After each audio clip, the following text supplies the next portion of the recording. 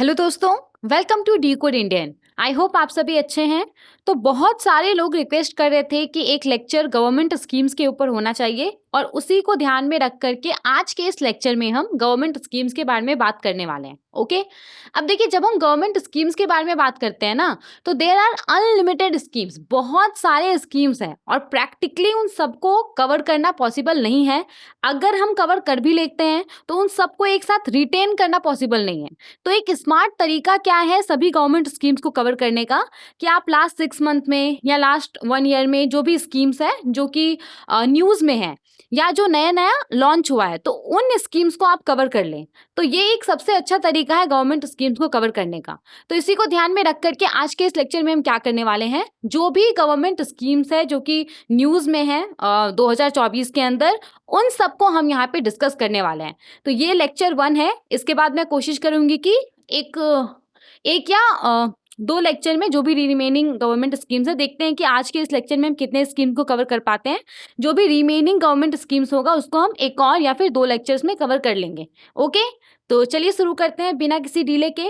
और हाँ, जैसा कि अगर आप लोग टेलीग्राम चैनल आप लोगों ने ज्वाइन किया होगा तो आपको पता होगा कि वहाँ पे हम जनवरी 2 अगस्त का जो भी बैंकिंग एंड फाइनेंस अफेयर्स है उसके ऊपर हम क्वेश्चंस पोस्ट कर रहे हैं। तो आप चाहें तो उन क्वेश्चंस को आप अटेंड कर सकते हैं।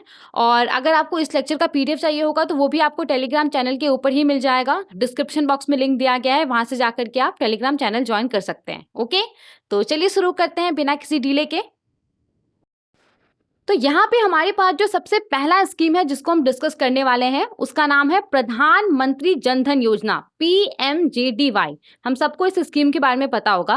पहले हम देख लेते हैं कि स्कीम है क्या, उसके बाद हम देखेंगे कि ये न्यूज में क्यों था। ओके, जितना भी इंपॉर्टेंट पॉइंट है जिससे क्वेश्चन एग्जाम में पूछा जा सकता है, ट्रस्ट में उन सबको हम डिस्कस करने वाले हैं। बहुत ज्यादा लेंदी नहीं होगा, लेकिन एक भी पॉइंट हम यहाँ पे छोड़ने वाले नहीं है। ठीक है, तो देखिए, सबसे पहले तो अगर मैं आपको थोड़ा सा बताऊं, मतलब ये एग्जैक्टली है क्या, अगर मैं आपको 2 लाइन में बताऊं कि ये स्कीम है किस चीज के लिए, प्रधानमंत्री जन धन योजना। तो देखिए, इस स्कीम के तहत कोई भी ऐसा पर्सन जिसका बैंक अकाउंट नहीं है, वो किसी भी बैंक ब्रांच या बिजनेस कॉरस्पॉन्डेंट, जिसको हम बैंक मित्र आउटलेट भी बोलते हैं, वहां पे जाकर के वो एक basic savings bank deposit account open कर सकता है।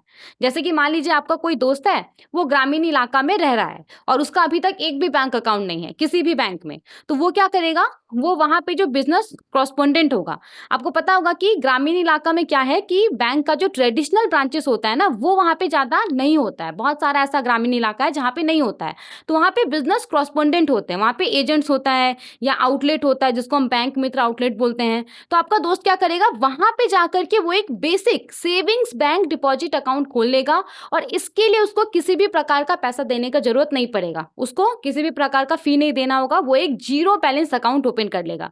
तो ये पूरा है प्रधानमंत्री जनधन योजना। ओके, अब हम स्टैटिक पॉइंट देखते हैं। तो प्रधानमंत्री जनधन योजना को कब लॉन्च किया गया था? 28 अगस्त 2014 को इस स्कीम को लॉन्च किया गया था।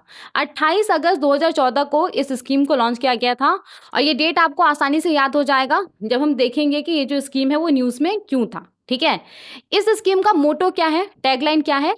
मेरा खाता भाग्य विधाता, माई अकाउंट फॉर्च्यून मेकर। ये इस स्कीम का मोटो है। ओके, नाउ इस स्कीम के तहत किस तरह का बेनिफिट्स लोगों को प्रोवाइड किया जाता है? तो सबसे पहले तो इस स्कीम के तहत जो भी अनबैंक्ड पर्सन है, ऐसा व्यक्ति जिसका एक्सेस बैंकिंग सर्विसेज तक नहीं है, जिसका एक भी बैंक अकाउंट नहीं है, वैसा पर्सन इस स्कीम के तहत एक basic savings bank account open कर सकता है बिना कोई फीस दिए हुए।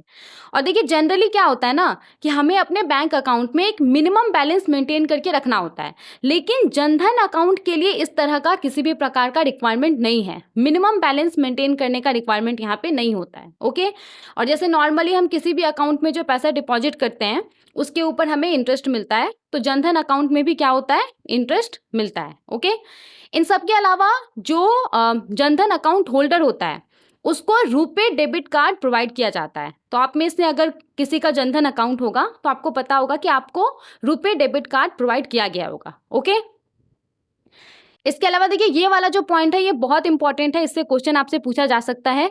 प्रधानमंत्री जनधन योजना अकाउंट होल्डर वैसा अकाउंट होल्डर जिसको कि रुपे कार्ड इशू किया गया है, रुपे डेबिट कार्ड इशू किया गया है, तो वैसे अकाउंट होल्डर के लिए 1 लाख रुपए का एक्सीडेंट इंश्योरेंस कवर अवेलेबल है।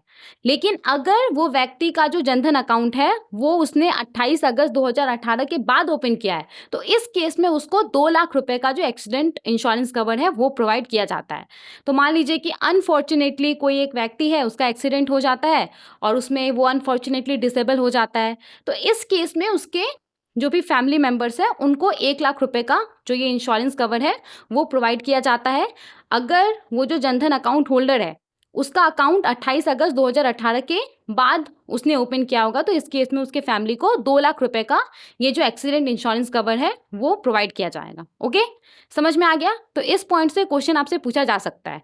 28 अगस्त 2018 के पहले अगर कोई अकाउंट ओपन हुआ है तो वैसे अकाउंट होल्डर के लिए 1 लाख रुपए का एक्सीडेंट इंश्योरेंस कवर है, और 28 अगस्त 2018 के बाद अगर किसी व्यक्ति ने जनधन अकाउंट ओपन किया होगा तो वैसे व्यक्तियों के लिए जो यहाँ पे एक्सीडेंट इंश्योरेंस कवर है वो 2 लाख रुपए का है। Is this clear?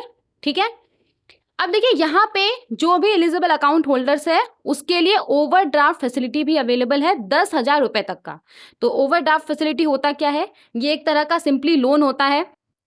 आपके अगर अकाउंट में जीरो बैलेंस है फिर भी आप पैसा विड्रॉ कर सकते हैं, तो ये एक तरह का लोन होता है, ऐसा समझ लीजिए। तो यहाँ पे जो भी एलिजिबल अकाउंट होल्डर्स है वो 10,000 रुपए तक का जो ओवरड्राफ्ट फैसिलिटी होता है वो अवेल कर सकता है। ओके, इसके बाद देखिए अगर 2,000 रुपए तक का ओवरड्राफ्ट फैसिलिटी अवेल किया जाता है तो इसके लिए किसी भी प्रकार का कंडीशन नहीं है। और ओवरड्राफ्ट फैसिलिटी अवेल करने के लिए एज लिमिट क्या है? तो ओवरड्राफ्ट फैसिलिटी अवेल करने के लिए जो एज लिमिट है वो पहले कितना था? 18 से 60 साल था, अभी इसको बढ़ा करके 18 से 65 साल तक कर दिया गया है। ओके, तो ओवरड्राफ्ट फैसिलिटी अवेल करने के लिए जो एज लिमिट है वो पहले 18 टू 60 ईयर्स था, अभी इसको इंक्रीज करके कितना कर दिया गया है? इसको रिवाइज कर दिया गया 18 टू 65 ईयर्स। ओके, और यहाँ पे अक्सर एक सवाल आता है कि क्या कोई माइनर जनधन अकाउंट ओपन कर सकता है? तो इसका आंसर है yes, a minor can open Jan Dhan account, लेकिन उसका उम्र कम से कम 10 साल होना चाहिए। और ऑफ कोर्स ये जो अकाउंट होगा वो उसके जो भी पेरेंट्स होंगे उनके द्वारा इस अकाउंट को हैंडल किया जाएगा। और जब वो जो माइनर है वो जब 18 साल का हो जाएगा तो उसके बाद फिर जो भी राइट है वो उसको ट्रांसफर कर दिया जाएगा। ओके, तो ये सब कुछ कुछ बेनिफिट है। इन सब के अलावा देखिए ये जो जनधन अकाउंट्स है वो किस किस चीज़ के लिए एलिजिबल है? तो सबसे पहले तो जो डायरेक्ट बेनिफिट ट्रांसफ़र होता है उसके लिए एलिजिबल है। मतलब कि डायरेक्ट बेनिफिट ट्रांसफ़र जो सरकार के द्वारा इसके थ्रू किसी भी प्रकार का जो बेनिफिट जो सब्सिडी दिया जाता है तो इस अकाउंट में वो रिसीव किया जा सकता है। ओके, जैसा कि आपको पता होगा कि कोविड के समय में हमारे देश की महिलाओं के लिए सरकार ने अनाउंस किया था कि 500 रुपये करके 3 महीने उनको दिए जाएंगे। तो जिस भी महिला के पास ये प्रधानमंत्री जनधन योजना अकाउंट था ना, उनके अकाउंट में डायरेक्टली जो बेनिफिट था जो 500 रुपया था वो हर महीना आ जाता था। ओके, तो ये जो जनधन अकाउंट है वो डायरेक्ट बेनिफिट ट्रांसफ़र के लिए एलिजिबल है। ओके, इसके अलावा जो भी जनधन अकाउंट होल्डर है तो वो प्रधानमंत्री जीवन ज्योति बीमा योजना, प्रधानमंत्री सुरक्षा बीमा योजना, अटल पेंशन योजना, तो इन सब के लिए भी एलिजिबल है। ओके, इन सब के अलावा मुद्रा स्कीम के बारे में आपको पता होगा, micro units development and refinance agency bank. तो जो भी जनधन अकाउंट होल्डर है वो मुद्रा स्कीम के तहत जो माइक्रो लोन्स होता है वो भी अवेल करने के लिए एलिजिबल होता है। ओके, तो ये सब स्कीम के बारे में हम बाद में देखेंगे, बस अभी के लिए आप इतना समझ लीजिए कि जो भी प्रधानमंत्री जनधन योजना अकाउंट्स है वो इन सब बेनिफिट्स के लिए एलिजिबल है। ओके, समझ में आ गया यहाँ तक? तो ये हमने सारे पॉइंट्स डिस्कस कर लिए प्रधानमंत्री जनधन योजना के बारे में। अब हम देखते हैं कि ये जो स्कीम है वो न्यूज़ में क्यों था। तो सबसे पहले तो आप मुझे बताइए कि प्रधानमंत्री जनधन योजना को कब लॉन्च किया गया था? 28 अगस्त 2014 को इस स्कीम को लॉन्च किया गया था और अभी अगस्त 2024 बीत गया है, तो प्रधानमंत्री जनधन योजना का 10 साल कंप्लीट हो गया है। तो फाइनेंशियल इंक्लूजन के लिए ये जो एक नेशनल मिशन था इसका 10 साल कंप्लीट हो गया है और इसमें किसी भी तरह का डाउट नहीं है कि ये स्कीम कितना ज़्यादा सक्सेसफुल रहा है। तो यही यहाँ पे न्यूज़ है कि प्रधानमंत्री जनधन योजना का 10 साल कंप्लीट हो गया है।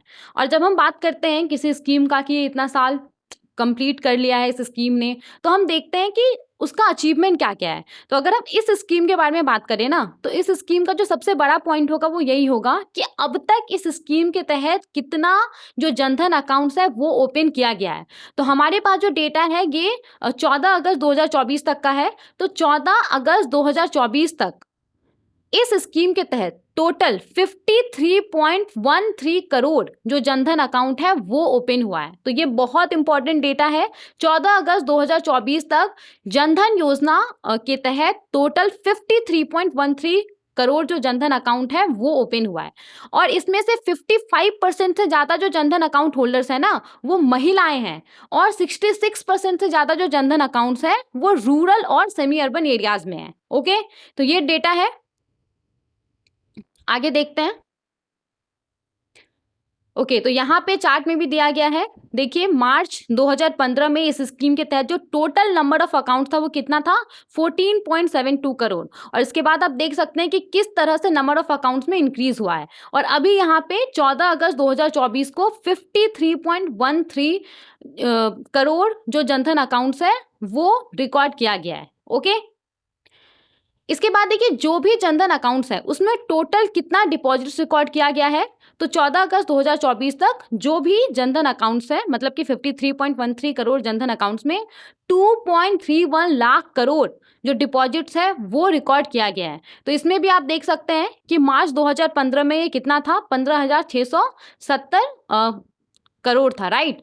तो यहाँ पे ये इंक्रीज होकर के अभी 14 अगस्त 2024 को कितना रिकॉर्ड किया गया है, 2.31 लाख करोड़ रिकॉर्ड किया गया है। तो जो भी जनधन अकाउंट्स है उसमें टोटल कितना डिपॉजिट देखा गया है, 2.31 लाख करोड़ जो डिपॉजिट है वो देखा गया है। ओके, इसके बाद देखिए, जैसा कि हमने देखा था कि जो भी जनधन अकाउंट होल्डर्स हैं उनको रुपे कार्ड इशू किया गया है, राइट। जो रुपे डेबिट कार्ड्स है वो इशू किया गया है। तो टोटल अब तक कितना रुपे डेबिट कार्ड इशू किया गया है, तो 14 अगस्त 2024 तक 36.14 करोड़ जो रुपे डेबिट कार्ड्स है वो इशू किया गया है जनधन अकाउंट होल्डर्स को। तो इसको भी आप यहाँ पे चार्ट के थ्रू समझ सकते हैं। तो 3 डेटा है जो कि आपको याद रखना है। सबसे पहले तो अब तक टोटल कितना जनधन अकाउंट्स ओपन हुआ है, 53.13 करोड़, राइट। और इन अकाउंट्स में कितना डिपॉजिट रिकॉर्ड किया गया है, 2.31 लाख करोड़। और कितना रुपे कार्ड इशू किया गया है, रुपे डेबिट कार्ड इशू किया गया है, तो 36.14 करोड़ जो रुपे कार्ड है वो इशू किया गया है जो भी जनधन अकाउंट होल्डर्स हैं उसको। और ये जो डेटा है वो कब तक का है, 14 अगस्त 2024 तक का ये डेटा है। तो ये रीजन था जिसके वजह से ये जो प्रधानमंत्री जनधन योजना है वो न्यूज़ में था। आई होप आपको ये जो पूरा स्कीम है वो समझ में आ गया होगा, कहीं पे भी कोई भी कंफ्यूजन नहीं होगा। चलिए आगे बढ़ते हैं और दूसरे स्कीम को देखते हैं। यहाँ पे हमारे पास जो स्कीम है, इस स्कीम का नाम है प्रधानमंत्री मुद्रा योजना PMMY, और ये भी स्कीम काफ़ी ज़्यादा पॉपुलर है। तो पहले हम देख लेते हैं कि स्कीम है क्या, इसके अंदर जो जो प्रोविजंस है वो हम देख लेते हैं, फिर हम बात करेंगे कि ये स्कीम न्यूज़ में क्यों था। ओके, देखिए, प्रधानमंत्री मुद्रा योजना भारत सरकार का एक फ्लैगशिप स्कीम है। और when we talk about flagship scheme, इसका मतलब क्या होता है, इसका मतलब होता है कि ये भारत सरकार का एक मेन स्कीम है, एक मेजर स्कीम है। ओके, और इस स्कीम के तहत होता क्या है, तो इस स्कीम के तहत जो माइक्रो और स्मॉल इंटरप्राइजेस हैं उनको अफोर्डेबल रेट पे, कम इंटरेस्ट रेट पे जो क्रेडिट फैसिलिटी है वो प्रोवाइड किया जाता है। तो इस स्कीम के तहत क्या होता है, जो भी non corporate, non farm, micro और स्मॉल इंटरप्राइजेस है। नॉन कॉर्पोरेट का क्या मतलब हो गया कि कोई छोटा मोटा बिजनेस है वो कंपनी के तौर पे रजिस्टर्ड नहीं है। और नॉन फार्म का मतलब क्या हो गया कि वैसा माइक्रो या स्मॉल इंटरप्राइजेस जो कि फार्मिंग बिजनेस में इन्वॉल्व नहीं है। तो इस स्कीम के तहत ना नॉन कॉर्पोरेट और नॉन फार्म जो माइक्रो या स्मॉल इंटरप्राइजेस है जो कि मैन्युफैक्चरिंग और ट्रेडिंग सर्विसेज के थ्रू इनकम जनरेट करता है, तो वैसे माइक्रो या स्मॉल इंटरप्राइजेस को यहाँ पे जो लोन्स है वो प्रोवाइड किया जाता है। ओके, तो मान लीजिए कि लेट्स से कि कोई बिजनेस है, उसका वो क्लोथ मैन्युफैक्चर करता है, या फिर कोई शॉप है, या मान लीजिए कि किसी का कोई पार्लर है या फिर कुछ सैलून है। तो इस तरह के बिजनेसेस को यहाँ पे जो लोन्स होता है वो प्रोवाइड किया जाता है। ओके, ओवरऑल समझ में आ गया, एक ओवरव्यू आ गया होगा आपके पास कि प्रधानमंत्री मुद्रा योजना क्या है। अब हम देखते हैं इसको डिटेल में। तो सबसे पहले तो देखिए, यहाँ पे जो नाम है प्रधानमंत्री मुद्रा योजना, तो यहाँ पे जो ये टर्म है मुद्रा, इसका क्या मतलब होता है? तो इसका फुल फॉर्म काफी इंपॉर्टेंट है। देखिए, यहाँ पे मुद्रा का मतलब है M for micro, U for units, D for development, R which is refinance और A फॉर एजेंसी। तो micro units development and refinance agency, ये इसका फुल फॉर्म है। ये काफी इंपॉर्टेंट है, इसको आप याद कर लीजिएगा। ओके, तो ये है क्या? तो ये जो एजेंसी है सिंपली क्या है, एक फाइनेंसिंग इंस्टीट्यूशंस है। तो ये ध्यान रखिएगा कि ये डायरेक्टली जो माइक्रो एंटरप्रेन्योर्स है, जो इंडिविजुअल्स है, उनको लोन प्रोवाइड नहीं करता है। ये क्या करता है ना, तो ये जो बैंक्स है, एनबीएफसीज है, उसके बाद आपका जो माइक्रो फाइनेंस इंस्टीट्यूशंस होता है, उसको ये फंड प्रोवाइड करता है। और फिर ये bank, NBFCs, micro finance institutions जो मुद्रा लोन्स है वो माइक्रो एंटरप्रेन्योर्स और इंडिविजुअल्स को प्रोवाइड करता है। ठीक है, तो कुछ इस तरीके से ये जो पूरा स्कीम है वो काम करता है। समझ में आ गया यहाँ तक? अब देखिए, इस स्कीम को लॉन्च कब किया गया था? तो 8 अप्रैल 2015 को इस स्कीम को लॉन्च किया गया था। ओके,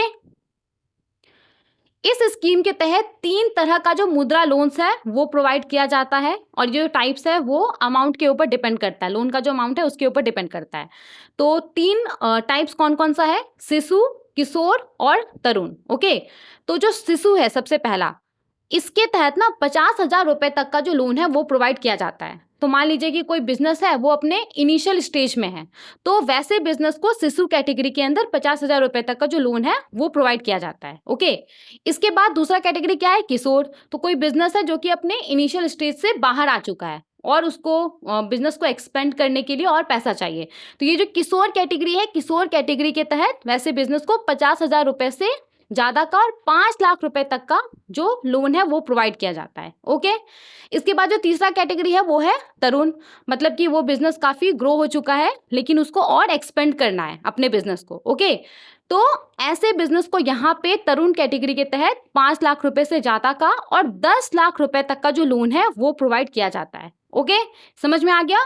तो मुद्रा स्कीम के तहत 3 तरह का जो मुद्रा लोन्स है वो प्रोवाइड किया जाता है, शिशु, किशोर और तरुण। यहाँ पे आप इस इमेज में भी देख सकते हैं। तो शिशु कैटेगरी के अंदर 50,000 रुपए तक का लोन प्रोवाइड किया जाता है, किशोर कैटेगरी के अंदर 50,000 रुपए से ज्यादा का और 5 लाख रुपए से कम का जो लोन है, 5 लाख रुपए तक का जो लोन है वो प्रोवाइड किया जाता है। ओके, तरुण कैटेगरी के अंदर 5 लाख रुपए से ज्यादा का और 10 लाख रुपए तक का जो लोन है वो प्रोवाइड किया जाता है। समझ में आ गया? याद रहेगा, नहीं भूलिएगा इसको। ओके, अब देखिए, ये जो पूरा स्कीम है ना प्रधानमंत्री मुद्रा योजना, इसके अंदर ना मिनिमम लोन अमाउंट मेंशन नहीं है कि कम से कम कोई इंडिविजुअल है या फिर कोई बिजनेस है, ऐसा मेंशन नहीं कि उसको कम से कम इतना लोन तो लेना ही पड़ेगा। लेकिन इस स्कीम के तहत मैक्सिमम लोन अमाउंट मेंशन है। तो यहाँ पे मैक्सिमम लोन अमाउंट कितना है? 10 लाख। 10 लाख रुपए से ज्यादा लोन यहाँ पे प्रोवाइड नहीं किया जा सकता है। ओके, और सबसे बड़ा खासियत इस पूरे स्कीम का यही है कि इसमें किसी भी प्रकार का जो प्रोसेसिंग चार्ज होता है वो नहीं देना पड़ता है बोरोवर को, ना ही तो किसी प्रकार का जो कोलेट्रल होता है वो देना पड़ता है। और इन सब के अलावा एक यहाँ पे पॉइंट और भी है, 1 अप्रैल 2016 के बाद से ना इस स्कीम के अंदर जो अलाइड एग्रीकल्चर एक्टिविटीज हैं उसको भी शामिल कर दिया गया है। मतलब कि अब कोई अलाइड एग्रीकल्चर एक्टिविटीज के लिए भी इस स्कीम के तहत जो मुद्रा लोन है वो ले सकता है। अलाइड एग्रीकल्चर एक्टिविटीज क्या हो गया? जैसे कि आपका हॉर्टिकल्चर हो गया, इसके बाद आपका और क्या हो गया?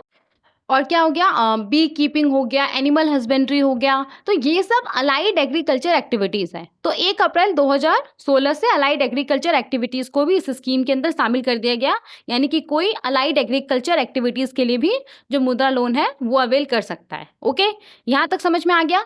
अब हम थोड़ा सा डेटा के ऊपर आते हैं। तो देखिए, सबसे पहले तो यहाँ पे अभी फाइनेंशियल ईयर 2024-25 चल रहा है, राइट? तो फाइनेंशियल ईयर 2024-25 के अंदर अभी तक कितना मुद्रा लोन सैंक्शन किया गया है और कितने अमाउंट का मुद्रा लोन सैंक्शन किया गया है, एक्चुअल में कितना लोन डिसबर्स किया गया है, कितने अमाउंट का, ये सब दिया गया है। 2 इमेज आप देख सकते हैं यहाँ पे। तो फाइनेंशियल ईयर 2024-25 का जो डेटा है ना, वो अभी फिलहाल हमारे लिए इम्पोर्टेंट नहीं है, क्योंकि ये क्या है, प्रोविजनल डेटा है, ये अभी चेंज होगा, राइट? ये अभी इंक्रीज होगा, क्योंकि फाइनेंशियल ईयर 2024-25 अभी खत्म नहीं हुआ है। तो हमारे लिए कौन सा डेटा इंपॉर्टेंट है? हमारे लिए फाइनेंशियल ईयर 2023-24 का डेटा इंपॉर्टेंट है। तो फाइनेंशियल ईयर 2023-24 में टोटल नंबर ऑफ जो मुद्रा लोन्स है वो कितना सैंक्शन किया गया था, कितना अप्रूव किया गया था। नंबर ऑफ लोन्स के बारे में हम बात करें जिसको कि अप्रूव किया गया था, ओके? तो ये कितना था? 6.67 करोड़, ओके? और अगर हम बात करें कि कितने अमाउंट का जो लोन है वो डिसबर्स किया गया है, ये तो हमने देख लिया, नंबर ऑफ मुद्रा लोन जिसको कि सैंक्शन किया गया, अप्रूव किया गया है। अब कितने अमाउंट का लोन सैंक्शन किया गया, कितने अमाउंट का लोन अप्रूव किया गया है? तो 5.41 लाख करोड़ अमाउंट का जो लोन्स है वो अप्रूव किया गया है। और अगर आप देखेंगे कि कितना अमाउंट का लोन डिसबर्स किया गया है, तो 5.32 लाख करोड़ अमाउंट का जो लोन है वो डिसबर्स किया गया है। तो यहाँ पे आप देख सकते हैं कि अमाउंट सैंक्शनड और अमाउंट डिसबर्स्ड में बहुत ज़्यादा डिफरेंस नहीं है, जो कि इस बात को शो करता है कि ये स्कीम कितना सक्सेसफुल है। मतलब जितना ऑलमोस्ट अमाउंट अप्रूव किया गया है लोन के लिए, उतना डिसबर्स भी किया गया है। ओके, समझ में आ गया? अब देखिए यहाँ पे आई होप आपको ये स्कीम पूरा समझ में आ गया होगा, प्रधानमंत्री मुद्रा योजना। अब हम यहाँ पे देखते हैं कि ये स्कीम न्यूज़ में क्यों था। तो देखिए, बजट 2024 अनाउंस हुआ था, हम सबको पता है। तो यहाँ पे ना प्रधानमंत्री मुद्रा योजना के अंदर जो लोन लिमिट है, इसको 10 लाख रुपए से बढ़ा करके 20 लाख रुपीस कर दिया गया है। तो प्रधानमंत्री मुद्रा योजना के अंदर जो लोन लिमिट है वो कितना था? मैक्सिमम 10 लाख रुपीस था, राइट? तो इसको अभी बढ़ा करके कितना कर दिया गया है? 20 लाख रुपीस कर दिया गया है। लेकिन यहाँ पे ये जो लिमिट को इनहेंस किया गया है, ये सिर्फ और सिर्फ ऐसे एंटरप्रेन्योर्स के लिए किया गया है जिन्होंने तरुण कैटेगरी के अंदर पहले लोन लिया हुआ था और उसने सक्सेसफुली लोन का जो रीपेमेंट है वो कर दिया है। तो सिर्फ वैसे एंटरप्रेन्योर्स के लिए यहाँ पे मुद्रा लोन का जो लिमिट है, इसको 10 लाख रुपए से बढ़ा करके कितना कर दिया गया है? 20 लाख रुपया कर दिया गया है। ओके, आई होप आपको ये भी समझ में आ गया होगा ये पूरा स्कीम। चलिए आगे बढ़ते हैं और दूसरे स्कीम को देखते हैं। अब देखिए यहाँ पे हमारे पास जो स्कीम है, इसका नाम है sovereign gold bond scheme, SGBs। और ये बहुत ही ज़्यादा इंपॉर्टेंट स्कीम है, खास करके वैसे लोगों के लिए जो कि बैंकिंग एग्जाम का तैयारी कर रहे हैं, तो उन लोगों के लिए ये स्कीम बहुत ही ज़्यादा इंपॉर्टेंट है। देखिए, सोवरेन गोल्ड बॉन्ड स्कीम है क्या? तो जो सोवरेन गोल्ड बॉन्ड होता है ना, ये और कुछ भी नहीं, गवर्नमेंट सिक्योरिटीज होता है। जैसा दूसरा गवर्नमेंट सिक्योरिटीज होता है, सेम इसी प्रकार से ये सोवरेन गोल्ड बॉन्ड्स भी होता है। ये क्या है? एक तरह का गवर्नमेंट सिक्योरिटीज है। अब ये ग्राम्स ऑफ गोल्ड में डिनोमिनेटेड रहता है। इसका मतलब क्या है? इसका मतलब है कि जैसे लेट्स से कि 1 ग्राम ऑफ गोल्ड का जो वैल्यू होगा, उसके इक्विवेलेंट यूनिट में ये जो बॉन्ड्स है ना वो अवेलेबल रहता है। तो आप मान लीजिए कि आपने सोवरेन गोल्ड बॉन्ड में पैसा इन्वेस्ट किया है, तो ये ना एक certain number of grams of gold को रिप्रेजेंट करेगा, ओके? और इसका जो वैल्यू है ना वो फ्लक्चुएट होगा जो मार्केट में गोल्ड का प्राइस है उसके आधार पे। मतलब कि मार्केट में गोल्ड का प्राइस अगर फ्लक्चुएट होता है, वो इंक्रीज होता है, तो ये जो बॉन्ड है इसका भी जो वैल्यू है वो क्या होगा? इंक्रीज हो जाएगा, ओके? तो ये है सोवरेन गोल्ड बॉन्ड। और देखिए ये ना जो फिजिकल गोल्ड होता है उसका सब्सटीट्यूट होता है।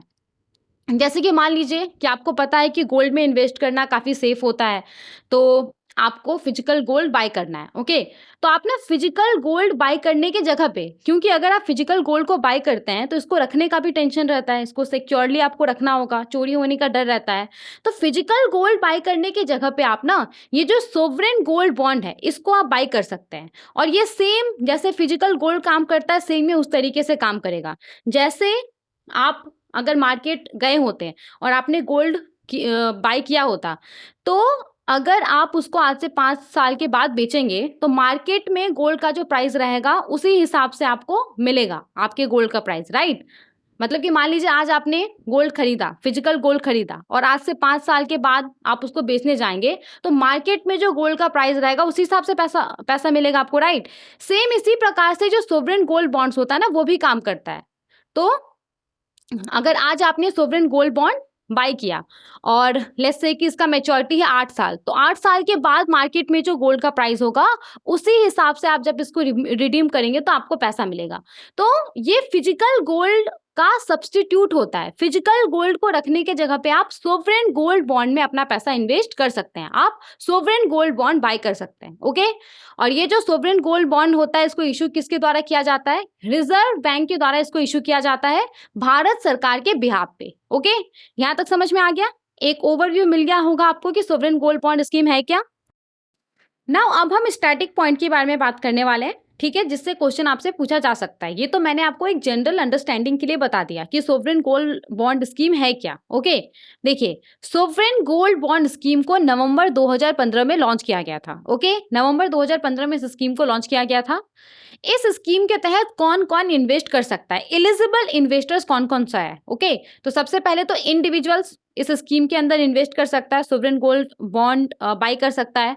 Hindu undivided family, trust, universities और charitable institution sovereign gold bond buy कर सकता है। ओके, नाउ यहाँ पे देखिए मिनिमम और मैक्सिमम लिमिट क्या है इन्वेस्टमेंट के लिए, मतलब कि अगर आप सोवरेन गोल्ड बॉन्ड में इन्वेस्ट करना चाहते हैं तो कम से कम आपको कितना इन्वेस्ट करना होगा और मैक्सिमम आप कितना इन्वेस्ट कर सकते हैं। तो जो भी बॉन्ड्स होता है वो 1 ग्राम ऑफ गोल्ड या फिर इसके मल्टीपल्स में ये डिनोमिनेटेड रहता है, मतलब कि ये 1 ग्राम ऑफ गोल्ड को रिप्रेजेंट करेगा, 2 ग्राम, 3 ग्राम, 4 ग्राम, 5 ग्राम, इस तरीके से ये डिनोमिनेटेड रहता है। ओके, अगर आपको सोवरेन गोल्ड बॉन्ड में इन्वेस्ट करना है तो कम से कम आपको 1 ग्राम ऑफ गोल्ड में इन्वेस्ट करना ही करना होगा। अगर आपको करना है तो कम से कम आपको 1 ग्राम गोल्ड में इन्वेस्ट करना होगा और मैक्सिमम इंडिविजुअल्स और Hindu undivided family 4 KG gold में इन्वेस्ट कर सकता है। ओके, तो मिनिमम इन्वेस्टमेंट कितना है? 1 ग्राम, और मैक्सिमम लिमिट क्या है इन्वेस्टमेंट का? तो इंडिविजुअल्स और हिंदू अनडिवाइडेड फैमिली के लिए कितना है? 4 केजी है। ओके, और जो ट्रस्ट है और इसी तरह का जो सिमिलर एंटिटीज है उसके लिए जो मैक्सिमम लिमिट है इन्वेस्टमेंट का वो कितना है? 20 केजी है। ओके, क्लियर हो गया ये वाला स्लाइड? आगे बढ़ते हैं। अब देखिए सोवरेन गोल्ड बॉन्ड क्या है? बॉन्ड है एक तरीके का, तो जाहिर सा बात है कि इसके ऊपर जो इन्वेस्टर्स होगा उसको इंटरेस्ट भी मिलेगा। तो सोवरेन गोल्ड बॉन्ड के ऊपर ना 2.50% पर एनम के हिसाब से ये फिक्स रेट है, ये चेंज नहीं होता है। तो सोवरेन गोल्ड बॉन्ड के ऊपर 2.50% पर एनम के हिसाब से जो इंटरेस्ट है वो प्रोवाइड किया जाता है, जो भी इनिशियल इन्वेस्टमेंट अमाउंट होता है उसके ऊपर। ओके, और यहाँ पे ये जो इंटरेस्ट है वो सेमी एनुअली हर 6 महीने में जो इन्वेस्टर है उसके बैंक अकाउंट में क्रेडिट किया जाता है। ओके, तो सोवरेन गोल्ड बॉन्ड के ऊपर जो इंटरेस्ट रेट है वो कितना है? 2.50% पर एनम, और ये फिक्स्ड रेट है, इसमें चेंज नहीं होता है। ठीक है, इसके बाद देखिए यहाँ पे कौन कौन सा ऑथराइज्ड एजेंसीज है जो कि सोवरेन गोल्ड बॉन्ड को सेल कर सकता है। कौन कौन सोवरेन गोल्ड बॉन्ड को सेल कर सकता है? तो नेशनलाइज्ड बैंक्स हो गया, जो भी पब्लिक सेक्टर अंडरटेकिंग बैंक्स है वो हो गया। इसके बाद आपका स्केड्यूल्ड प्राइवेट बैंक्स हो गया, स्केड्यूल्ड फॉरेन बैंक्स हो गया, जो डेजिग्नेटेड पोस्ट ऑफिसेस का ब्रांच रहता है वो हो गया, stock holding corporation of India limited हो गया, ऑथराइज्ड जो स्टॉक एक्सचेंज है जैसे कि एनएससी, बीएससी। तो ये सब ऑथराइज्ड एजेंसीज है सोवरेन गोल्ड बॉन्ड को सेल करने के लिए। ठीक है, ये सब सोवरेन गोल्ड बॉन्ड सेल कर सकता है। ओके, नाउ देखिए यहाँ पे अगर आपने सोवरेन गोल्ड बॉन्ड में इन्वेस्टमेंट किया तो क्या आप इसको मैच्योरिटी से पहले रिडीम कर सकते हैं? क्या प्री मैच्योर रिडेम्पशन अलाउड है? तो उसके बारे में यहाँ पे बोला गया है। तो सबसे पहले तो सोवरेन गोल्ड बॉन्ड का जो मैच्योरिटी पीरियड है वो कितना है? 8 साल का इसका मैच्योरिटी पीरियड है। डू नॉट फॉरगेट दिस, ये बहुत इंपॉर्टेंट है।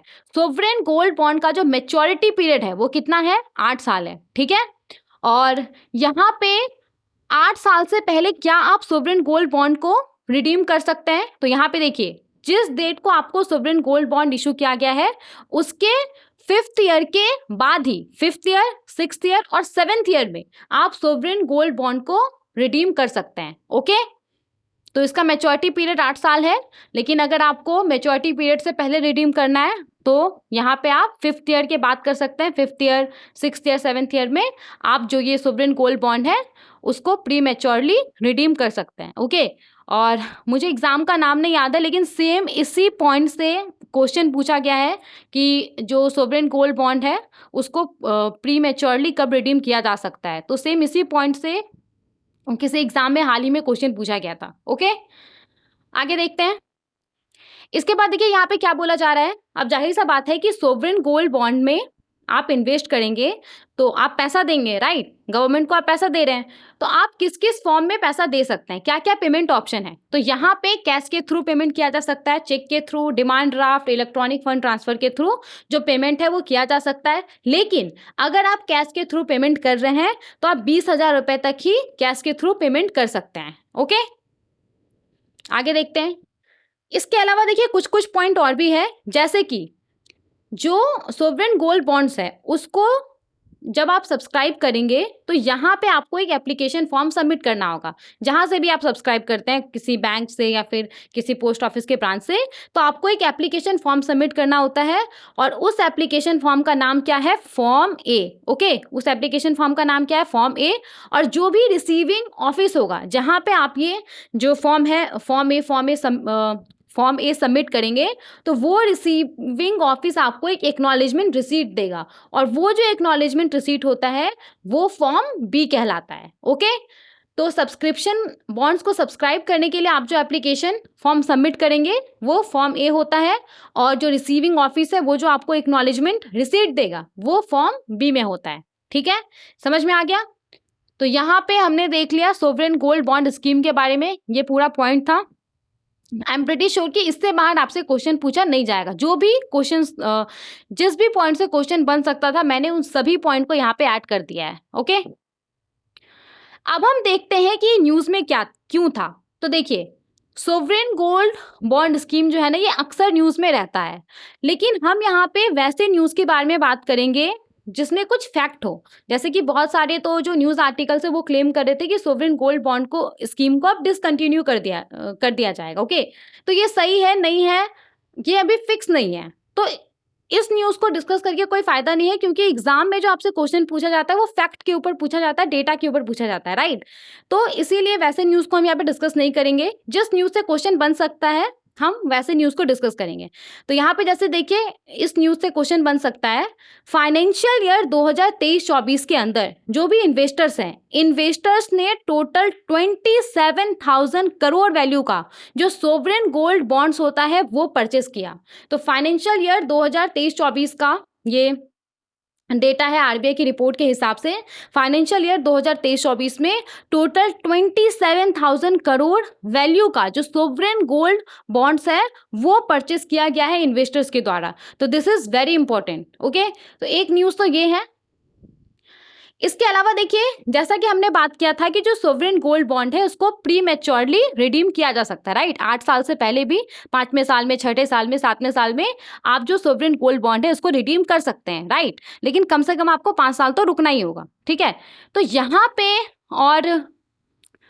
पे जो सोवरेन गोल्ड बॉन्ड्स है ना उसके प्री मैच्योर रिडेम्पशन के लिए आरबीआई ने डेट्स अनाउंस किया है। ओके, तो आपको पता होगा कि जो सोवरेन गोल्ड बॉन्ड्स है ना उसको सीरीज में इशू किया जाता है, उसको ट्रांचेस में इशू किया जाता है, पहला सीरीज, दूसरा सीरीज, इस तरीके से जो सोवरेन गोल्ड बॉन्ड्स है इसको इशू किया जाता है। तो 2017 से लेकर के 2020 तक जो भी अलग अलग सीरीज में सोवरेन गोल्ड बॉन्ड्स को इशू किया गया है, तो यहाँ पे उसके लिए जो प्री मैच्योर रिडेम्पशन डेट्स होता है उसको आरबीआई ने अनाउंस किया है। तो जैसा कि आप देख सकते हैं, जैसे कि मान लीजिए कि 2017-18 का जो सीरीज 1 इशू किया गया है, ओके, उसमें अगर आपने सोवरेन गोल्ड बॉन्ड्स में निवेश किया है तो यहाँ पे 11 अक्टूबर 2024 से लेकर के 2 नवंबर 2024 तक का आपके पास समय है। आप यहाँ पे प्री मैच्योर रिडेम्पशन के लिए जो रिक्वेस्ट है वो सबमिट कर सकते हैं। ठीक है, तो आरबीआई ने सिंपली यहाँ पे पूरा डेट अनाउंस किया है प्री मैच्योर रिडेम्पशन के लिए। 2017 से लेकर के 2020 तक जो भी अलग अलग सीरीज में सोवरेन गोल्ड बॉन्ड्स इशू किया गया है उसके लिए प्री मैच्योर रिडेम्पशन को आरबीआई ने अनाउंस किया है। तो मैंने बस यहाँ पे इसे ऐसे ही लगा दिया, आपको इसको याद करने का, ये पढ़ने का जरूरत नहीं है, मैंने बस समझने के लिए इसको यहाँ पे लगा दिया है। ओके, तो ये दोनों न्यूज था, इंपॉर्टेंट न्यूज था सोवरेन गोल्ड बॉन्ड स्कीम को लेकर के। ठीक है, आई होप आपको ये पूरा स्कीम समझ में आ गया होगा। चलिए आगे बढ़ते हैं और दूसरे स्कीम को देखते हैं।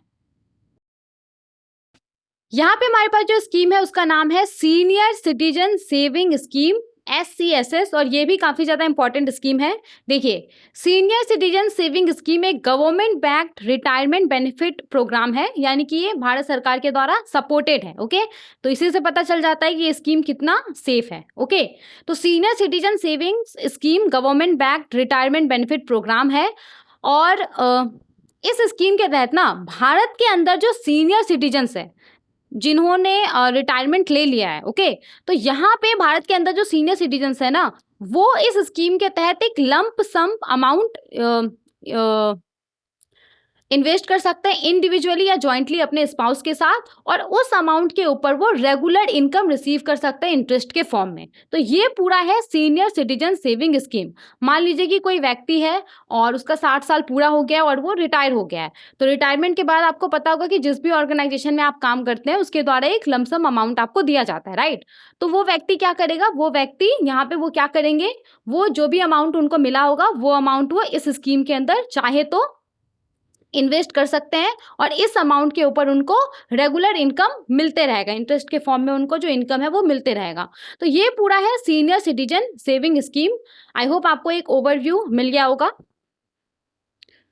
तो देखिए इस स्कीम के तहत क्या होता है, जो भी सीनियर सिटीजन्स है वो इस स्कीम के तहत एक senior citizen saving account open करता है किसी भी पोस्ट ऑफिस ब्रांच या फिर ऑथराइज बैंक में जाकर के, और फिर उस अकाउंट में वो जो लमसम अमाउंट होता है वो डिपॉजिट करता है, और फिर उसके ऊपर उसको जो रेगुलर इनकम है वो मिलते रहता है। ठीक है, अब देखिए यहाँ पे जो सीनियर सिटीजन सेविंग स्कीम है इसको लॉन्च कब किया गया था, तो इस स्कीम को 2004 में लॉन्च किया गया था। ओके, 2004 में सीनियर सिटीजन सेविंग स्कीम्स को लॉन्च किया गया था।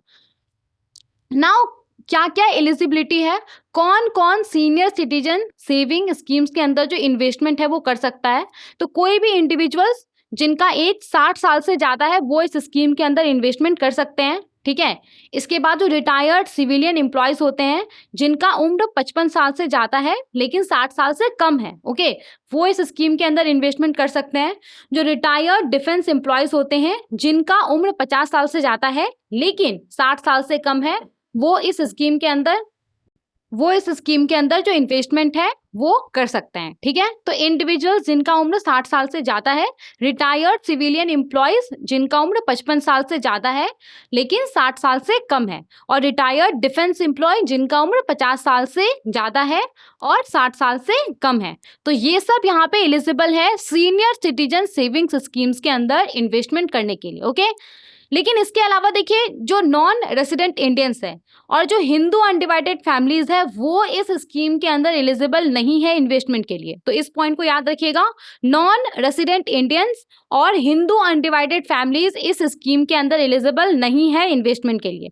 ओके, आगे देखते हैं और क्या क्या पॉइंट है। अब देखिए अगर हम बात करें कि इस स्कीम के अंदर कोई सीनियर सिटीजन कितना इन्वेस्टमेंट कर सकता है, ओके, तो इस स्कीम के अंदर ना जो मिनिमम इन्वेस्टमेंट है वो 1000 है। मतलब कि अगर कोई सीनियर सिटीजन है वो इस स्कीम के अंदर इन्वेस्टमेंट करना चाहते हैं तो कम से कम उनको 1000 रुपया तो इन्वेस्ट करना ही करना होगा। ओके, और मैक्सिमम वो कितना इन्वेस्ट कर सकते हैं, तो मैक्सिमम वो 30 लाख रुपीस इन्वेस्ट कर सकते हैं। ओके, और यहाँ पे जो भी इन्वेस्टमेंट उनके द्वारा किया जाएगा उसका मैच्योरिटी पीरियड क्या होगा, तो यहाँ पे उसका जो मैच्योरिटी पीरियड होगा वो होगा 5 साल का। ठीक है, टेन्योर जो है वो होगा 5 इयर्स का, लेकिन अगर इंडिविजुअल्स चाहे तो वो जो मैच्योरिटी पीरियड है उसको और 3 साल के लिए एक्सटेंड भी कर सकते हैं। ठीक है, ये प्रोविजन है। अब देखिए यहाँ पे इस स्कीम के अंदर जो भी पैसा इन्वेस्ट किया जाता है उसके ऊपर इंटरेस्ट रेट क्या मिलता होगा उनको, तो अभी जो इंटरेस्ट रेट है वो 8.2% पर एनम है। ओके, अभी जो इंटरेस्ट रेट है वो कितना है, 8.2% पर एनम है, और ये जो इंटरेस्ट है ना वो क्वार्टरली पे किया जाता है। ओके, जो भी डिपॉजिटेड अमाउंट है उसके अगेंस्ट में जो क्वार्टरली इंटरेस्ट है वो पे किया जाता है डिपॉजिटर्स को या जो इन्वेस्टर्स हैं उसको। ठीक है, और यहाँ पे देखिए ये जो इंटरेस्ट रेट है ना वो पर क्वार्टर चेंज भी होता है, हर 3 महीने में ये चेंज होता है, इसको मॉडिफाई किया जाता है। ओके, यहाँ तक समझ में आ गया। अब देखिए यहाँ पे एक सवाल आता है कि क्या प्री मैच्योर क्लोजर अलाउ है, मतलब कि 5 साल से पहले क्या इस स्कीम में जो आप अकाउंट ओपन करते हैं, senior citizen saving account open करते हैं, क्या उसको क्लोज किया जा सकता है 5 साल से पहले भी। तो देखिए यहाँ पे अगर 1 साल से पहले जो अकाउंट है उसको क्लोज किया जाता है तो जो भी इंटरेस्ट पे किया गया होगा उस अकाउंट में उसको प्रिंसिपल अकाउंट से रिकवर कर लिया जाएगा। ठीक है, 1 साल के बाद लेकिन 2 साल से पहले अगर अकाउंट को क्लोज किया जाता है तो जो भी प्रिंसिपल अमाउंट होगा उसका 1.5% जो पैसा है वो प्रिंसिपल अमाउंट से डिडक्ट कर लिया जाएगा पेनल्टी के तौर पे। ठीक है। और अगर 2 साल के बाद अकाउंट क्लोज किया जाता है, मतलब कि मैच्योरिटी पीरियड से पहले लेकिन 2 साल के बाद जो अकाउंट है वो क्लोज किया जा रहा है, तो इस केस में जो प्रिंसिपल अमाउंट है उसका 1% जो पैसा है वो डिडक्ट कर लिया जाएगा। ओके, तो ये यहाँ पे प्री मैच्योर क्लोजर के लिए कुछ कुछ नियम है। अब देखिए, अगर हम बात करें ना कि ये स्कीम न्यूज में क्यों था, तो इस पर्टिकुलर स्कीम को लेकर के कोई मेजर न्यूज नहीं था, लेकिन फिर भी मैंने इस स्कीम को इसलिए ऐड किया है क्योंकि इस स्कीम से प्रीवियसली क्वेश्चन पूछे गए हैं, और खास करके जो इंटरेस्ट रेट है ना उसके ऊपर क्वेश्चन पूछा गया है। तो देखिए, अभी तो ये आपका सितंबर चल रहा है, तो जुलाई अगस्त सितंबर, हाँ, तो जुलाई से सितंबर क्वार्टर के लिए जो इंटरेस्ट रेट है वो कितना है, 8.2% पर एनम है, और ये जो इंटरेस्ट है वो क्वार्टरली पे किया जाता है। ओके, तो इंटरेस्ट रेट पे क्वेश्चंस पूछा गया है प्रीवियसली, इसीलिए मैंने इस स्कीम को यहाँ पे ऐड किया है। हमारा मेन ऑब्जेक्टिव क्या है कि ज़्यादा से ज़्यादा क्वेश्चन हम एग्जाम में कर सके गवर्नमेंट स्कीम्स के ऊपर। ठीक है, समझ में आ गया सीनियर सिटीजन सेविंग्स स्कीम। अब आगे बढ़ते हैं, दूसरे स्कीम को देखते हैं। आगे बढ़ने से पहले सॉरी गाइस अगर आप लोगों को नॉइज आ रहा होगा, वैसे तो आई डोंट थिंक कि उतना नॉइज आ रहा होगा, लेकिन अगर नॉइज आ रहा है तो प्लीज बियर दिस। पिछले 2 दिन से काफी ज्यादा बारिश हो रहा है यहाँ पे, इसके वजह से हो सकता है कि आपको नॉइज आ रहा होगा। ओके, तो सॉरी फॉर दैट। चलिए शुरू करते हैं। देखिए, यहाँ पे हमारे पास जो स्कीम है वो है प्रधानमंत्री उज्ज्वला योजना। प्रधानमंत्री उज्ज्वला योजना एक फ्लैगशिप स्कीम है। अगेन, ये क्या है, भारत सरकार का एक मेजर स्कीम है। और इसका उद्देश्य क्या है, तो इसका उद्देश्य है हमारे देश के अंदर जो रूरल एरियाज है वहां पे जो परिवार है, वहां पे जो फैमिलीज है, और जो डिप्राइव्ड हाउस होल्ड है, यानी कि वैसा फैमिलीज जो कि इकोनॉमिकली और सोशली वो लोग काफी कमजोर है, आर्थिक रूप से काफी कमजोर है, सामाजिक रूप से काफी कमजोर है, तो वैसे परिवारों को क्लीन कुकिंग फ्यूल प्रोवाइड करना है इस पूरे प्रधानमंत्री उज्ज्वला योजना का उद्देश्य है। तो सिंपली इस योजना के तहत जो एलपीजी होता है, लिक्विफाइड पेट्रोलियम गैस, जो एलपीजी सिलेंडर का हम इस्तेमाल करते हैं, तो इस योजना के तहत वैसे परिवारों को एलपीजी सिलेंडर प्रोवाइड किया जाता है। ओके, तो पहले क्या होता था, पहले जो ग्रामीण इलाका में जो महिलाएं रहती हैं या फिर ऐसा परिवार जो कि सोशली और इकोनॉमिकली काफी वीक है, उन परिवारों के द्वारा ट्रेडिशनल कुकिंग फ्यूल का इस्तेमाल किया जाता था, राइट। जैसे कि फायरवुड हो गया, लकड़ी हो गया, कोयला हो गया, जो काऊ डंग केक्स होता है जिसको हम आम बोलचाल का भाषा में गोईठा बोलते हैं, तो इन सब चीजों का इस्तेमाल करके इन सब कुकिंग फ्यूल का इस्तेमाल किया जाता था महिलाओं के द्वारा खाना बनाने के लिए, जो कि डेफिनेटली सेफ नहीं था, जिसका बहुत ही नेगेटिव इम्पैक्ट पड़ता था जो ग्रामीण इलाके में महिलाएं रहती हैं उनके ऊपर, और जो हमारा इन्वायरमेंट है उसके ऊपर भी। ग्रामीण इलाके में जो महिलाएं रहती थी उनके हेल्थ पे काफी ज्यादा नेगेटिव इम्पैक्ट पड़ता था, उनको सांस से जुड़ा हुआ समस्या हो जाता था, आंख से जुड़ा हुआ उनको समस्या हो जाता था, और बहुत सारे महिलाओं को ये रियलाइज भी नहीं होता था कि इसके वजह से ये जो वो इन सब कुकिंग फ्यूल का इस्तेमाल कर रही हैं उसके वजह से उनको ये सब समस्या हो रहा है। तो इस चीज को रोकने के लिए, और हमारे इन्वायरमेंट के ऊपर भी काफी नेगेटिव प्रभाव पड़ता था।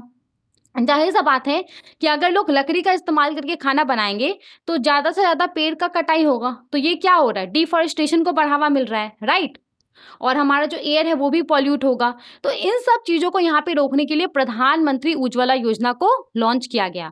तो प्रधानमंत्री उज्ज्वला योजना के तहत क्या होता है, इस योजना के तहत सिंपली वैसी महिलाएं जो कि गरीब परिवार से बिलोंग करती है, तो उन महिलाओं को इस योजना के तहत ना फ्री में जो एलपीजी कनेक्शंस है वो प्रोवाइड किया जाता है, जो एलपीजी सिलेंडर है, जो स्टोव है वो प्रोवाइड किया जाता है, ताकि वो जो ट्रेडिशनल कुकिंग फ्यूल है, जो गोईठा है, उसके बाद जो कोयला है, जो लकड़ी है, इन सब का इस्तेमाल ना करे, वो क्लीन कुकिंग फ्यूल का इस्तेमाल करके खाना बनाए। हालांकि ये जमीनी स्तर पे हम सबको पता है कि ग्रामीण इलाके में अगर आप जाएंगे और देखेंगे तो वहाँ पे भले ही उज्ज्वला योजना के तहत बहुत सारे महिलाओं के पास जो ये सिलेंडर है, एलपीजी सिलेंडर, वो आ गया है, लेकिन उसके बावजूद भी उसको रिफिल कराने के डर से उसके बावजूद भी वो सिलेंडर रखी हुई रहती है, लेकिन वो फिर भी जो ट्रेडिशनल कुकिंग फ्यूल है उसका इस्तेमाल करती है। तो ये यहाँ पे एक चीज है, हालांकि हमें यहाँ पे स्टैटिक पॉइंट पढ़ना है, तो चलिए देखते हैं। देखिए, प्रधानमंत्री उज्ज्वला योजना को लॉन्च कब किया गया था, तो 1 मई 2016 को इस योजना को लॉन्च किया गया था। कहां से इस योजना को लॉन्च किया गया था? तो बलिया उत्तर प्रदेश से इस योजना को लॉन्च किया गया था। ओके, इस योजना का टैगलाइन क्या है? तो इस योजना का टैगलाइन है स्वच्छ ईंधन बेहतर जीवन। ओके, और किस मिनिस्ट्री के द्वारा इस योजना को लॉन्च किया गया था? तो ministry of petroleum and natural gas. तो काफी इंपॉर्टेंट है ये वाला पॉइंट। किस मिनिस्ट्री के तहत इस योजना को लॉन्च किया गया था? Ministry of petroleum and natural gas के द्वारा इस योजना को लॉन्च किया गया था। ओके, इस योजना के तहत टारगेट क्या था?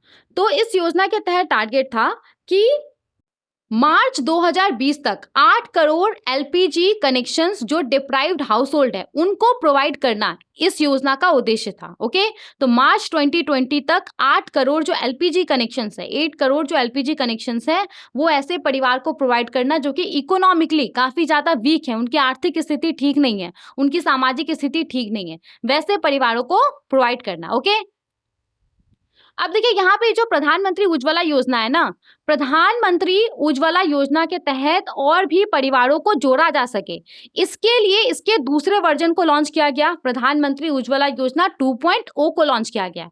तो प्रधानमंत्री उज्ज्वला योजना का पहला वर्जन 2016 में लॉन्च किया गया था, 1 मई 2016 को लॉन्च किया गया था, और इसका जो दूसरा वर्जन है वो अगस्त 2021 में लॉन्च किया गया। ओके, तो ये मत भूलिएगा, इसका जो दूसरा वर्जन है वो अगस्त 2021 में लॉन्च किया गया।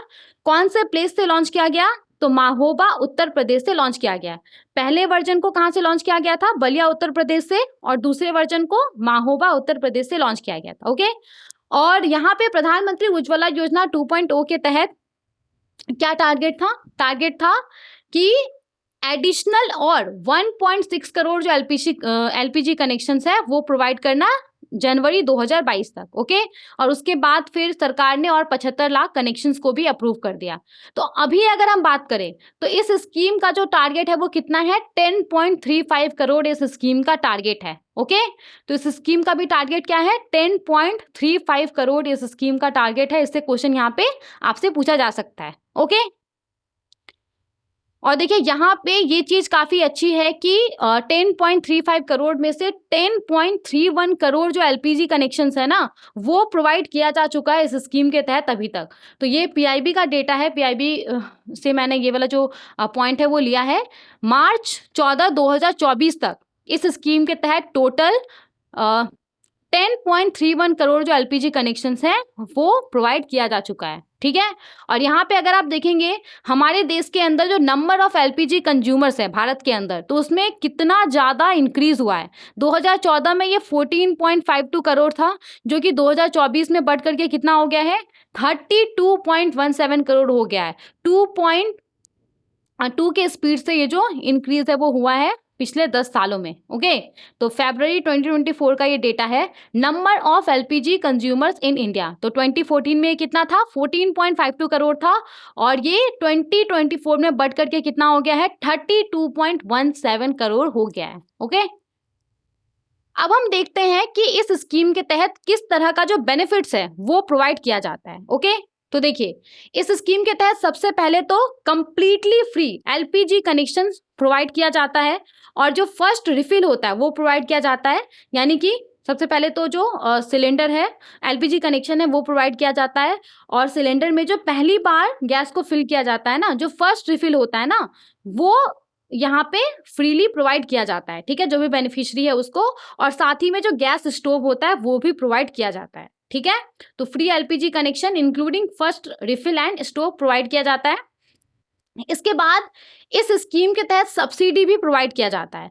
तो यहाँ पे 14.2 kg जो सिलेंडर होता है उसके ऊपर 300 रुपीज करके जो सब्सिडी है वो प्रोवाइड किया जाता है। एक साल में 12 बार जो सिलेंडर को रिफिल किया जाता है उसके लिए। ओके, तो इस योजना के तहत जो भी कंज्यूमर्स है, जो भी बेनिफिशरीज हैं, उनके द्वारा हर साल 12 बार जो सिलेंडर को रिफिल किया जाएगा, तो उसके ऊपर उनको 300 रुपीज करके जो सब्सिडी है वो प्रोवाइड किया जाता है। ठीक है, अब देखिए यहाँ पे जो सब्सिडी अमाउंट है ना, ये पहले 200 रुपया था। अक्टूबर 2023 में इसको बढ़ा करके कितना कर दिया गया? 300 रुपया कर दिया गया। तो आपसे ये सवाल पूछा जा सकता है कि जो सब्सिडी है उसको कब इंक्रीज किया गया था? तो 200 था पहले, इसको अभी इंक्रीज करके कितना कर दिया गया है? 300 कर दिया गया है। अक्टूबर 2023 में इसको इंक्रीज कर दिया गया। ओके, समझ में आ गया? अब देखिए यहाँ पे आपसे क्वेश्चन पूछा जा सकता है कि एलिजिबल बेनिफिशियरीज कौन कौन है। मतलब कि जो प्रधानमंत्री उज्ज्वला योजना है ना, प्रधानमंत्री उज्ज्वला योजना के तहत कौन कौन बेनिफिशियरी होगा, कौन कौन इस योजना के तहत जो बेनिफिट है वो उठा सकता है। तो जो यहाँ पे सबसे पहला जो प्राइमरी क्राइटेरिया है वो तो ये है कि जिस भी महिला को इस स्कीम के तहत जो एलपीजी कनेक्शन से वो प्रोवाइड किया जाएगा वो एडल्ट होनी चाहिए। मतलब कि उसका जो उम्र है वो 18 प्लस होना चाहिए और वो गरीब परिवार से बिलोंग करनी चाहिए और उस परिवार में एलपीजी कनेक्शंस नहीं होना चाहिए, तभी ही वो उज्ज्वला 2.8 के लिए एलिजिबल होगी। ठीक है, तो सबसे पहला ये तो प्राइमरी क्राइटेरिया हो गया। इसके बाद देखिए जो भी बेनिफिशरीज होंगी ना वो इनमें से एक कैटेगरी से बिलोंग करनी चाहिए। तो अब ये कैटेगरी कौन कौन सा है? तो सबसे पहला तो है कि उनका जो भी परिवार होगा, जो भी महिला है उनका जो भी परिवार होगा वो socio economic and caste census 2011 के तहत एलिजिबल होनी चाहिए। मतलब कि socio economic and caste census 2011 के तहत वो एज अ पुअर फैमिली के तौर पे उसका जो परिवार है, उनका जो परिवार है वो पुअर फैमिली के तौर पे जो आइडेंटिफाइड है वो होना चाहिए। ठीक है, इसके बाद यहाँ पे जो महिला है या तो वो एससी या एसटी परिवार से बिलोंग करती हो, या तो वो प्रधानमंत्री आवास योजना या अंत्योदय अन्न योजना की बेनिफिशियरी हो, या तो वो ऐसे कम्युनिटी से बिलोंग करती हो जो कि फॉरेस्ट में रहते हैं, या फिर वो ऐसे कम्युनिटी से बिलोंग करती हो जो मोस्ट बैकवर्ड क्लासेस होता है उससे वो बिलोंग करती हो, या फिर वो ऐसे कम्युनिटी से बिलोंग करती हो जो कि T and x tea garden tribes है, यानी कि वैसा कम्युनिटी जो कि टी गार्डन में काम करता है या फिर पहले वो टी गार्डन में काम करता था, या फिर वो ऐसे लोगों से बिलोंग करती है जो कि रिवर आइलैंड में रहते हैं। ठीक है, तो यहाँ पे ये सब कुछ कुछ क्राइटेरिया है। अब देखिए अगर कोई महिला है जो कि इन दोनों क्राइटेरिया के अंदर नहीं आती है, ना ही तो उनका परिवार socio economic and caste census 2011 के तहत एलिजिबल है, ना ही तो वो इन सब से बिलोंग करते हैं, ना ही तो वो एससी एसटी परिवार से बिलोंग करती है, ना ही तो वो इस योजना के तहत बेनिफिशियरी है, ना ही तो वो मोस्ट बैकवर्ड क्लास से बिलोंग करती है, तो इस केस में फिर क्या होगा? तो इस केस में भी वो जो अपना क्लेम है वो सबमिट कर सकती है। मतलब वो इस बात को प्रूव कर सकती है कि वो गरीब परिवार से बिलोंग करती है, और इसके लिए उसको क्या करना पड़ेगा? तो इसके लिए उनको एक 14 पॉइंट डिक्लेरेशन जो होता है वो सबमिट करना होगा। ठीक है, तो ये यहाँ पे है एलिजिबिलिटी क्राइटेरिया। आई होप आपको समझ में आ गया होगा, और आई होप आपको ये जो पूरा स्कीम है प्रधानमंत्री उज्ज्वला योजना ये भी आपको समझ में आ गया होगा। ओके, अब हम देखते हैं कि ये स्कीम न्यूज में क्यों था। तो देखिए यहाँ पे ये स्कीम न्यूज में क्यों था? केंद्र सरकार ने उज्ज्वला योजना के तहत जो सब्सिडी प्रोवाइड किया जाता है, हमने देखा ना कि 14.2 kg जो सिलेंडर होता है उसके ऊपर 300 रुपीज करके सब्सिडी प्रोवाइड किया जाता है। एक साल में 12 बार जो सिलेंडर को रिफिल किया जाएगा उसके लिए, 12 बार तक जो सिलेंडर को रिफिल किया जाएगा उसके लिए। ठीक है, तो यहाँ पे उज्ज्वला योजना के तहत जो उज्ज्वला सब्सिडी प्रोवाइड किया जाता है ना, तो इसको मार्च 2025 तक के लिए एक्सटेंड कर दिया गया है। यानी कि इस स्कीम के तहत जो भी बेनिफिशरीज हैं वो बेनिफिशरीज के द्वारा जो 14.2 kg सिलेंडर को रिफिल किया जाएगा एक साल में अप टू 12 बार तक, तो उसके ऊपर उनको 300 रुपये करके जो सब्सिडी है वो मार्च 2025 तक मिलते रहेगा। तो उज्ज्वला योजना के तहत जो उज्ज्वला सब्सिडी है इसको मार्च 2025 तक के लिए एक्सटेंड कर दिया गया है। आप इंडियन एक्सप्रेस का आर्टिकल देख सकते हैं, ये centre x tends Ujjwala subsidy till March 2025। Okay, तो इससे आपसे क्वेश्चन पूछा जा सकता है एग्जाम में। ओके, समझ में आ गया?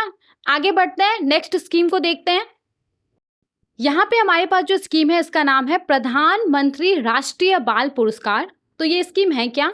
इस स्कीम के तहत 18 साल तक के वैसे बच्चे जिन्होंने इनोवेशन, स्पोर्ट्स, ब्रेवरी, इन सब फील्ड में वैसे बच्चों के एक्सेप्शनल अचीवमेंट के लिए जो पुरस्कार है वो उनको दिया जाता है, उनको सम्मानित किया जाता है। जैसे कि यहाँ पे क्या क्या दिया जाता है? मेडल दिया जाता है, सर्टिफिकेट दिया जाता है और कुछ कैश प्राइज भी उनको दिया जाता है ताकि वो मोटिवेट हो सके। ओके, तो ये है पूरा प्रधानमंत्री राष्ट्रीय बाल पुरस्कार। अब हम देखते हैं इसके डिटेल्स को। तो प्रधानमंत्री राष्ट्रीय बाल पुरस्कार को formally national child award for exceptional achievement के नाम से जाना जाता था, और ये यहाँ पे ये भारत का हाईएस्ट सिविलियन ऑनर है चिल्ड्रन के लिए। तो अगर आपसे कहीं पे क्वेश्चन पूछा जाता है कि चिल्ड्रन के लिए भारत का हाईएस्ट सिविलियन ऑनर क्या है, तो उसका नाम क्या होगा? प्रधानमंत्री राष्ट्रीय बाल पुरस्कार। ओके, और ये एनुअली दिया जाता है, मतलब हर साल दिया जाता है। और ये जो अवार्ड है वो ministry of women and child development के द्वारा प्रेजेंट किया जाता है। ओके, तो किस मिनिस्ट्री के द्वारा ये जो अवार्ड है वो प्रेजेंट किया जाता है? Ministry of women and child development के द्वारा, और एनुअली हर साल ये अवार्ड बच्चे को प्रेजेंट किया जाता है। ठीक है, पहली बार जो प्रधानमंत्री राष्ट्रीय बाल पुरस्कार के तहत जो बच्चों को सम्मानित किया गया था वो कब किया गया था? 1996 में। ओके, और इसका वेन्यू कहाँ है, कहाँ पे सम्मानित किया जाता है बच्चे को? तो जो वेन्यू है वो क्या है? दरबार हॉल, राष्ट्रपति भवन। हालांकि आपको पता होगा कि दरबार हॉल का जो नाम है वो बदल दिया गया है, वो क्या हो गया अब? गणतंत्र मंडप। ठीक है, आगे देखते हैं। अब यहाँ पे स्कीम के तहत एज लिमिट क्या है? तो 5 years to 18 years age limit है। ओके, और जो भी यहाँ पे पुरस्कार दिया जाता है बच्चों को, तो वो किसके द्वारा दिया जाता है, कौन देता है? तो प्रेसिडेंट ऑफ इंडिया जो पुरस्कार है वो यहाँ पे बच्चों को देते हैं। ठीक है, 5 साल से 18 साल तक के बच्चों को। ओके, और यहाँ पे जो पुरस्कार है वो कैसे, किस फॉर्म में दिया जाता है? जो अवार्ड है, तो कैश प्राइज होता है 1 लाख रुपीज का, एक मेडल होता है और एक सर्टिफिकेट होता है। ओके, और देखिए जो अवार्ड है ना वो 2 कैटेगरीज में दिया जाता है। एक तो होता है बाल शक्ति पुरस्कार और एक होता है बाल कल्याण पुरस्कार। तो जो अवार्ड है प्रधानमंत्री राष्ट्रीय बाल पुरस्कार के अंदर, तो वो 2 कैटेगरी का होता है, बाल शक्ति पुरस्कार और बाल कल्याण पुरस्कार। तो सबसे पहले अगर हम बात करें बाल शक्ति पुरस्कार के बारे में, तो यहाँ पे ये ऐसे बच्चों को दिया जाता है, ऐसे बच्चों को रिकॉग्निशन देने के लिए दिया जाता है जिसमें कि एक्सेप्शनल एबिलिटीज़ है, जिसमें कि असाधारण क्षमताएं हैं, और innovation, scholastic, sports, arts and culture, social service, bravery, इन सब फील्ड में उन्होंने कुछ आउटस्टैंडिंग अचीव किया है। ठीक है, तो इसके लिए वैसे बच्चों को यहाँ पे सम्मानित किया जाता है। और जो बाल कल्याण पुरस्कार होता है वो ऐसे इंडिविजुअल्स या ऐसे ऑर्गेनाइजेशंस को दिया जाता है जिसने कि child development, child protection, child welfare में कुछ आउटस्टैंडिंग कंट्रीब्यूशन किया है। ओके, यहाँ तक समझ में आ गया? तो ये था पूरा प्रधानमंत्री राष्ट्रीय बाल पुरस्कार। अब हम देखते हैं कि ये जो पूरा स्कीम है वो न्यूज़ में क्यों था। तो जैसा कि हमने बात किया कि जो प्रधानमंत्री राष्ट्रीय बाल पुरस्कार होता है वो एनुअली, इसके तहत जो ब्रेव बच्चे हैं, जो इंटेलिजेंट बच्चे हैं, जिन्होंने की कुछ एक्सेप्शनल, जिनके अंदर एक्सेप्शनल एबिलिटीज़ है, जिन्होंने कुछ आउटस्टैंडिंग अचीव किया है, उनको जो इस स्कीम के तहत सम्मान दिया जाता है, तो वो एनुअली दिया जाता है, हर साल दिया जाता है, राइट। तो यहाँ पे प्रधानमंत्री राष्ट्रीय बाल पुरस्कार 2024 19 बच्चे को दिया गया है प्रेसिडेंट ऑफ इंडिया के द्वारा। ओके, तो ये नंबर याद रखना है आपको। प्रधानमंत्री राष्ट्रीय बाल पुरस्कार 2024 कितने बच्चों को दिया गया है? तो 19 बच्चों को दिया गया है प्रेसिडेंट ऑफ इंडिया के द्वारा। कौन कौन से कैटेगरी में? तो देखिए, bravery, science and technology and innovation के कैटेगरी में एक एक बच्चे को ये जो अवार्ड है वो दिया गया है। और सोशल सर्विस की कैटेगरी में 4 बच्चे को अवार्ड दिया गया है। स्पोर्ट्स के कैटेगरी में 5 बच्चे को अवार्ड दिया गया है। और आर्ट एंड कल्चर कैटेगरी में 7 बच्चों को ये जो अवार्ड है वो दिया गया है। ओके, समझ में आ गया? तो यहाँ पे आपको ये नंबर याद रखना है कि प्रधानमंत्री राष्ट्रीय बाल पुरस्कार 2024 कितने बच्चों को दिया गया था? 19 बच्चे को दिया गया था। ओके, 19 बच्चों को दिया गया था प्रेसिडेंट ऑफ इंडिया के द्वारा। और यहाँ पे आप चाहें तो नाम भी देख सकते हैं, हालांकि आई डोंट थिंक नाम आपसे पूछा जाएगा या फिर नाम उतना इम्पॉर्टेंट है। आप चाहें तो यहाँ पे देख सकते हैं, मैंने 19 नाम यहाँ पे दे दिया है। ठीक है, तो ये सब अवार्डीज है ऑफ प्रधानमंत्री राष्ट्रीय बाल पुरस्कार 2024 के। ओके,